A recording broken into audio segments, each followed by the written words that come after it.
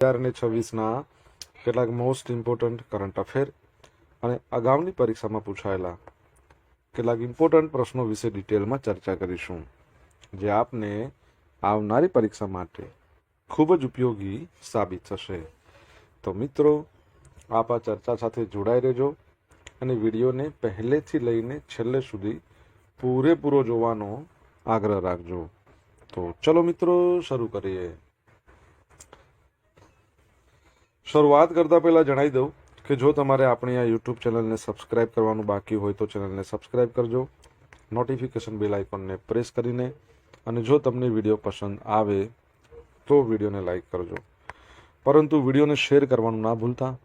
તમારા જેટલા પણ મિત્રો જેઓ કોમ્પિટિટિવ એક્ઝામની તૈયારી કરી રહ્યા છે એ બધા મિત્રો જોડે આ વિડીયોની લિંકને અત્યારે શેર કરી દો, તમે જે તે સોશિયલ મીડિયા એપ્લિકેશન વાપરતા હો એમાં. ચલો તો શરૂઆત કરીએ. સૌપ્રથમ જોઈશું અગાઉની પરીક્ષામાં પૂછાયેલા વિજ્ઞાનના પ્રશ્નો, જેના જવાબો તમારે મને કમેન્ટ બોક્સમાં લખીને જણાવવાના છે. વિડીયોના લાસ્ટમાં જ્યારે હું તમને આ દરેક પ્રશ્નના જવાબ જણાવું ત્યારે તમારે ચેક કરવાનું છે કે તમે આપેલા પ્રશ્નોના જવાબમાંથી કેટલા પ્રશ્નોના જવાબ સાચા છે, અને જેટલા પણ પ્રશ્નોના જવાબ સાચા હોય એનો આંકડો તમારે કમેન્ટમાં લખવાનો કે 10માંથી આટલા સાચા છે.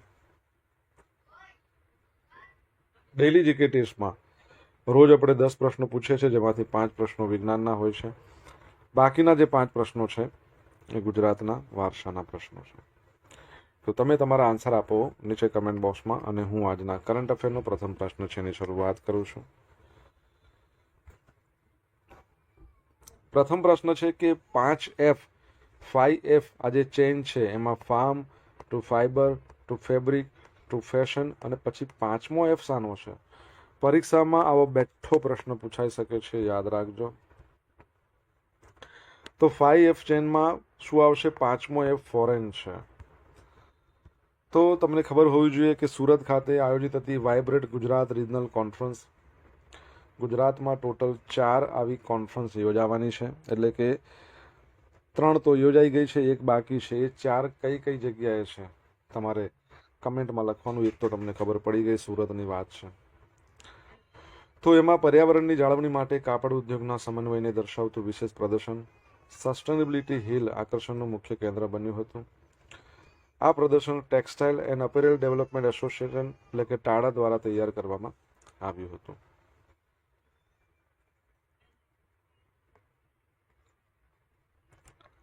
પ્રદર્શનની મુખ્ય વિગતો જોઈશું તો 5F ચેઇન પ્રદર્શન, અહીંયા farm to fibre, fibre to fabric, fabric to fashion અને ફેશન ટુ ફોરેન, એની સમગ્ર સફરને સસ્ટેનેબિલિટી એના માપદંડ સાથે રજૂ કરાઈ છે. વૈવિધ્યસભર મટીરિયલ, કપાસ ઉપરાંત બંબુ એટલે કે વાંસ, પછી ભાંગના રેશા, ફ્લેક્સ, લિનન, બનાના એટલે કેળાના રેશા, હિમાલયન ઘાસ, એમાંથી બનેલા ઇકો ફ્રેન્ડલી ફેબ્રિક્સનું પ્રદર્શન પણ કરવામાં આવ્યું હતું. ટોટલ 3000 ચોરસ ફૂટના વિસ્તારમાં ફેલાયેલું છે. 2 વિભાગો છે, ફેબ્રિક વર્ટિકલ, કાચા ફાઈબરમાંથી તૈયાર ગાર્મેન્ટ સુધીની સંપૂર્ણ પ્રક્રિયાની સમજ. એનર્જી વર્ટિકલ, ગોલ્ડી સોલારના સહયોગથી રિન્યુએબલ એનર્જી અને ટેક્સટાઇલમાં સોલર પાવરના મહત્વ પર ભાર. બરાબર, તો એ યાદ રાખજો.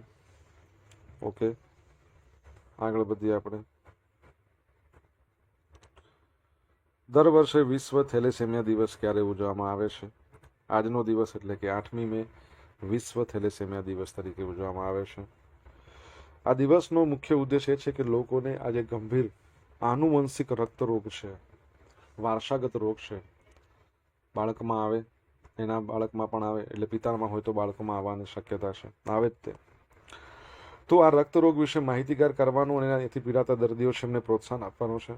રોગનું સ્વરૂપ: થેલેસેમિયા એક વારસાગત રક્ત વિકાર છે, જેમાં શરીરમાં હિમોગ્લોબિન અને લાલ રક્તકણો એ સરેરાશ કરતાં ઓછા પ્રમાણમાં બને છે.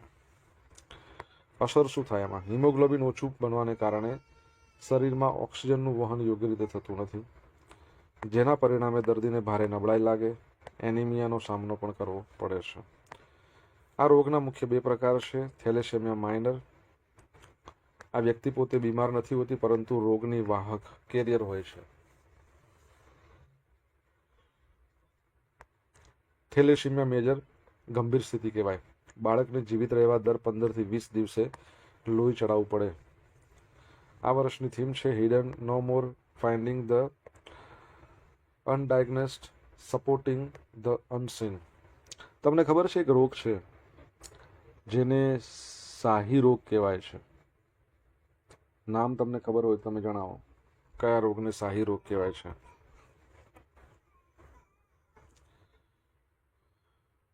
વિશ્વ રેડ ક્રોસ દિવસ પણ મિત્રો આજે છે.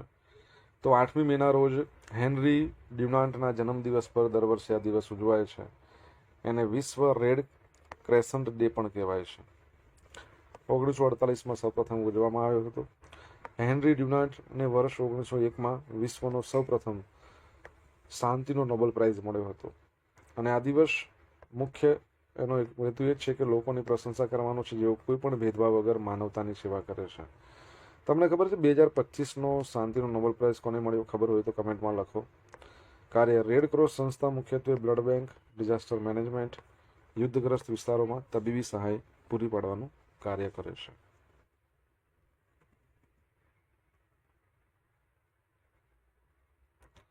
વિશ્વજીત સહાય છે એમને સંરક્ષણ નાણાં સચિવ તરીકેનો પદભાર સંભાળ્યો છે. તો 1 મેના રોજ સંરક્ષણ મંત્રાલયમાં સંરક્ષણ નાણાં સચિવ તરીકેનો ચાર્જ સંભાળ્યો છે. જો યાદ રાખજો, સંરક્ષણ નાણાં સચિવ કીધું છે, સંરક્ષણ સચિવ નહીં. સંરક્ષણ સચિવ અલગ છે જે તમારે કમેન્ટમાં લખીને જણાવવાના છે. તેઓ 1990ની બેચના IDS એટલે ઇન્ડિયન ડિફેન્સ એકાઉન્ટ સર્વિસ અધિકારી છે. સચિવ બનતા પહેલા તેઓ આ જ મંત્રાલયમાં controller general of defence account તરીકે સેવા આપી ચૂક્યા છે. આ ઉપરાંત તેમણે વિજ્ઞાન અને ટેકનોલોજીમાં એડિશનલ સેક્રેટરી અને નાણાકીય સલાહકાર તરીકે પણ કાર્ય કરેલું છે. આંતરરાષ્ટ્રીય અનુભવ એમણે Cambridge university UK, George C Marshall European centre for security studies જેવી વૈશ્વિક સંસ્થાઓમાં ભારતનું પ્રતિનિધિત્વ પણ કર્યું છે. તો યાદ રાખજો. ભારતનું પ્રથમ સ્પેસ ટેક યુનિકોર્ન બનનાર સ્ટાર્ટઅપ કયું છે? તો જવાબ આવશે સ્કાયરૂટ એરોસ્પેસ. તો હૈદરાબાદમાં આવેલું છે સ્કાયરૂટ એરોસ્પેસ. 7મી મેના રોજ $1.1 બિલિયન મૂલ્યાંકન સાથે ભારતનું પ્રથમ સ્પેસ ટેક યુનિકોર્ન બનીને ઇતિહાસ રચ્યો છે. કંપની તાજેતરમાં $60 મિલિયન ભંડોળ એકત્ર કર્યું છે.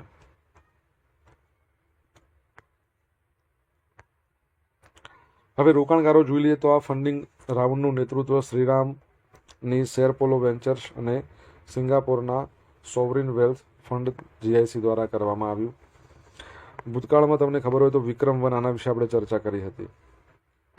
તો વિક્રમ-1 ઓર્બિટલ વ્હીકલ કંપની તેના વિક્રમ-1 રોકેટ લોન્ચિંગની અંતિમ તૈયારીમાં છે. આ રોકેટ શ્રીહરિકોટાથી લોન્ચ કરવામાં આવશે. ઐતિહાસિક સિદ્ધિ 2022માં સ્કાયરૂટે વિક્રમ-S આ લોન્ચ કર્યું હતું, જે અવકાશમાં પહોંચનાર ભારતનું પ્રથમ ખાનગી રીતે નિર્મિત રોકેટ હતું. આનું ઉદ્દેશ શું છે કે નવું ભંડોળ વિક્રમ-1ના લોન્ચિંગ, ઉત્પાદન, વિસ્તરણ અને ટેકનોલોજી અને વિકાસ માટે વાપરવામાં આવશે. સ્કાયરૂટની વાત કરીએ, 2018માં સ્થાપના થઈ, હૈદરાબાદમાં આવેલું છે. એના CEOનું નામ તમારે ખબર હોય તો તમે જણાવી શકો છો કમેન્ટ બોક્સમાં લખીને.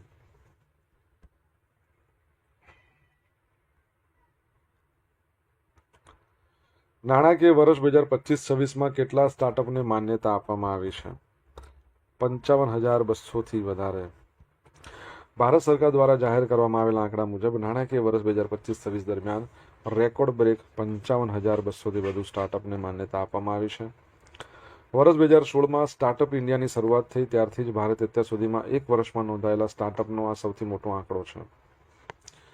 કુલ સંખ્યા 31 માર્ચ 2026 સુધીમાં 2.33 લાખ સ્ટાર્ટઅપની, એટલે ભારતમાં કુલ માન્યતા પ્રાપ્ત સ્ટાર્ટઅપની સંખ્યા જોઈશે ને અત્યાર સુધીમાં 2.23 લાખને વટાવી ગઈ છે. એક જ નાણાકીય વર્ષમાં 55,200 છે, ટોટલ આટલી થઈ ગઈ છે. રોજગારીનું સર્જન, આ સ્ટાર્ટઅપ માત્ર સંખ્યામાં નહીં પરંતુ રોજગારીમાં પણ મોટું યોગદાન આપ્યું છે. અત્યાર સુધીમાં આ ક્ષેત્રમાં 23.36 લાખથી વધુ સીધી નોકરીઓનું સર્જન થયું છે. કયા કયા ક્ષેત્રોમાં સ્ટાર્ટઅપ હોય છે? Fintech, edtech, હેલ્થટેક. આવા ક્ષેત્રોમાં ઝડપી વિસ્તરણ જોવા મળી રહ્યું છે, જે મેટ્રો શહેરથી લઈને નાના નગરો સુધી ફેલાયેલું છે.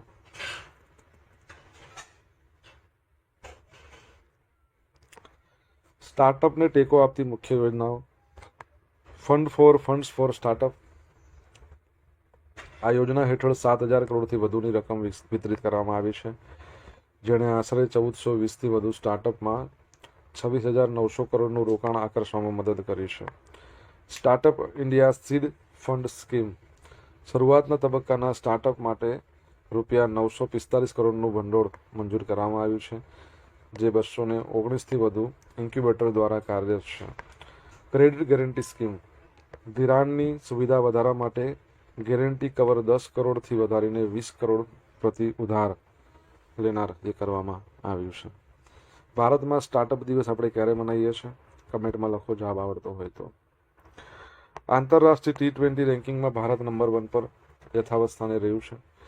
તો આઈસીસી ભારતીય ક્રિકેટ ટીમે આઈસીસી મેચ T20 રેન્કિંગમાં પોતાનું ટોચનું સ્થાન જાળવી રાખીને વિશ્વ ક્રિકેટમાં પોતાનું વર્ચસ્વ સાબિત કર્યું છે. માર્ચ 26માં ભારતે સતત બીજી વખત T20 વર્લ્ડ કપ જીત્યો હતો, ઇતિહાસ રચ્યો હતો. રેકોર્ડ બ્રેક ત્રીજી વખત આ ખિતાબ પોતાના નામે કર્યો હતો. હવે અત્યારે તમે જુઓ તો રેન્કિંગમાં છે ભારત 275 રેટિંગ પોઈન્ટ સાથે number 1, England 262 point second number, Australia 258 point ત્રીજા નંબરે. આઈસીસીના જણાવ્યા અનુસાર તાજેતરનું રેન્કિંગ 2025થી મે 2025થી રમાયેલી મેચોની સંપૂર્ણ મૂલ્ય અને પાછલા 2 વર્ષની મેચોના 50% મૂલ્ય એને આધારે નક્કી કર્યું છે. તમને ખબર છે આપણે આ વર્લ્ડ કપ જીત્યો ને 2026નો માર્ચ મહિનામાં, કોને હરાવીને જીત્યો તો તમારે જણાવવાનું છે. નવા ફેરફાર બાદ ભારતના મુખ્ય ન્યાયાધીશ સહિત સુપ્રીમ કોર્ટની કુલ સંખ્યા કેટલી નક્કી કરવામાં આવી છે? તો જવાબ આવશે 38. અગત્યનો પ્રશ્ન, બહુ જ અગત્યનો. તો કેન્દ્રીય કેબિનેટે 5મી મે 2026ના રોજ સુપ્રીમ કોર્ટના ન્યાયાધીશોની સંખ્યામાં વધારો કરવાની મહત્વપૂર્ણ દરખાસ્તને મંજૂરી આપી દીધી છે. આ નિર્ણય પાછળનું મુખ્ય કારણ સુપ્રીમ કોર્ટમાં પેન્ડિંગ રહેલા 92,000થી વધુ કેસોનો ઝડપી નિકાલ કરવાનો છે. નવી સંખ્યા ન્યાયાધીશોની સંખ્યા 33થી વધારીને 37 કરવામાં આવી. સીજેઆઈ સહિત 34થી વધીને 38 થઈ છે. આના માટે સુપ્રીમ કોર્ટ ન્યાયાધીશોની સંખ્યા અધિનિયમ 1956માં સુધારો કરવામાં આવશે, જેના માટે સંસદમાં the supreme court number of જજીસ અમેન્ડમેન્ટ બિલ 2026 રજૂ કરવાની દરખાસ્તને મંજૂરી આપી છે. ભંડોળ ન્યાયાધીશો અને ઇન્ફ્રાસ્ટ્રક્ચર માટે વધારાનો ખર્ચ ભારતની સંચિત નિધિ છે એમાંથી મેળવવામાં આવશે. આના સિવાય અગાઉનો સુધારો કર્યો હતો 2019માં ન્યાયાધીશોની સંખ્યા સીજીઆઈ સિવાય 30થી વધારીને 33 કરવામાં આવી હતી. તમને ખબર છે આપણા સુપ્રીમ કોર્ટની સ્થાપના કયા વર્ષમાં થઈ, કઈ તારીખે થઈ? તમને ખ્યાલ હોય તો જણાવો. હાલમાં આપણા સુપ્રીમ કોર્ટના જે મુખ્ય જજ છે, શું નામ છે એમનું? જસ્ટિસ સૂર્યકાંત, 53મા નંબરના, યાદ રાખજો. Central bureau of investigation CBI દ્વારા નવું એઆઈ ટૂલ અભય લોન્ચ કરવામાં આવ્યું છે. તો સીબીઆઈએ નાગરિકોને ઓનલાઈન છેતરપિંડી અને ડિજિટલ એરેસ્ટ જેવી સ્કેમથી બચાવવા માટે અભય નામનું એઆઈ સંચાલિત ચેટબોટ લોન્ચ કર્યું છે. સુપ્રીમ કોર્ટના માનનીય મુખ્યમંત્રી ન્યાયાધીશ સૂર્યકાંત દ્વારા ચેટબોટનું સત્તાવાર લોન્ચિંગ કરવામાં આવ્યું છે. જેનો હેતુ શું છે? તો પ્લેટફોર્મ શું કરશે? નાગરિકોને સીબીઆઈ દ્વારા આપવામાં આવતી સત્તાવાર નોટિસની સત્યતા તપાસવામાં મદદ કરશે. તે લોકોને જણાવશે કે નોટિસ અસલી છે કે નકલી, એ લોકો છેતરાતા બચે. ડિજિટલ અરેસ્ટ સ્કેમ તાજેતરના સમયમાં સ્કેમર્સ પોલીસ કે સીબીઆઈ અધિકારી બનીને લોકોને ડરાવીને લાખો રૂપિયા પડાવતા હોવાના કિસ્સા વધ્યા છે. એક અંદાજ મુજબ સાયબર ગુનેગારોએ આવા સ્કેમ પાછળ લગભગ 54,000 કરોડ રૂપિયા પડાવ્યા છે. વિચાર કરો. લોન્ચિંગ ઇવેન્ટ આ ચેટબોટ 22માં ડીપી કોહલી મેમોરિયલ લેક્ચર દરમિયાન લોન્ચ કરવામાં આવ્યો હતો, બરાબર છે. અને ડીપી કોહલી કોણ હતા? સીબીઆઈના પ્રથમ ડિરેક્ટર. હાલમાં સીબીઆઈના ડિરેક્ટર કોણ છે? ચીફ કોણ છે? તમે જણાવો કમેન્ટ બોક્સમાં લખીને. તમને ખબર છે કે સીબીઆઈની વાત કરીએ તો સીબીઆઈ માટેનો એક્ટ હતો દિલ્હી પોલીસ એક્ટ 1946. એ અંતર્ગત 1963માં સ્થાપના થઈ હતી, બરાબર છે. ભારત સરકારના કયા મંત્રાલય અંતર્ગત આવે છે? તો જાહેર ફરિયાદ વિભાગ, બરાબર છે. પેન્શન અને જાહેર ફરિયાદ વિભાગ, ખાસ યાદ રાખજો. પરંતુ કામ કોની જોડે કરે? તો મંત્રાલય સાથે મળીને કામ કરે છે. અગાઉની પરીક્ષામાં પૂછાયેલા વિજ્ઞાનના પ્રશ્નો જોઈ લે. પહેલો પ્રશ્ન, નીચેના પૈકી કયા તરંગોને ઉષ્મા તરંગો તરીકે ઓળખવામાં આવે છે? તો ઇન્ફ્રારેડ. 1 અંશ બરાબર કેટલા ગ્રામ થાય? 28.35 ગ્રામ. કાલા આજાર નામનો રોગ શરીરના કયા અંગ પર અસર કરે છે? બોન મેરો. નાના આંતરડામાંથી નિર્માણ થતો લેક્ટેક્સ નામનો પાચક રસ ગ્લુકોઝનું શામાં રૂપાંતર કરે છે? Galactose. Council for scientific and industrial research દ્વારા BGR-34 નામની આયુર્વેદ દવા શરૂ કરવામાં આવી છે. કયા રોગ માટે છે? ડાયાબિટીસ. હવે મિત્રો જોઈશું અગાઉની પરીક્ષામાં પૂછાયેલા ગુજરાતના વારસાના પ્રશ્નો. પહેલો પ્રશ્ન કે ચિત્ર વિચિત્રનો મેળો ક્યાં યોજાય છે? તો ગુણ ભાખેરી, સાબરકાંઠા. નીચેના પૈકી કયું નૃત્ય પુરુષ પ્રધાન? ગરબી પુરુષ પ્રધાન. ગુજરાતમાં એકમાત્ર સિનેગોગ યહૂદીઓનું પ્રાર્થના સ્થળ અમદાવાદ. દ્વારકાના મુખ્ય મંદિરનું નામ શું છે? જગત મંદિર. સુંદરે અને કુસ્તી કોના દ્વારા જાહેર કરવામાં આવે છે? પારસીઓ.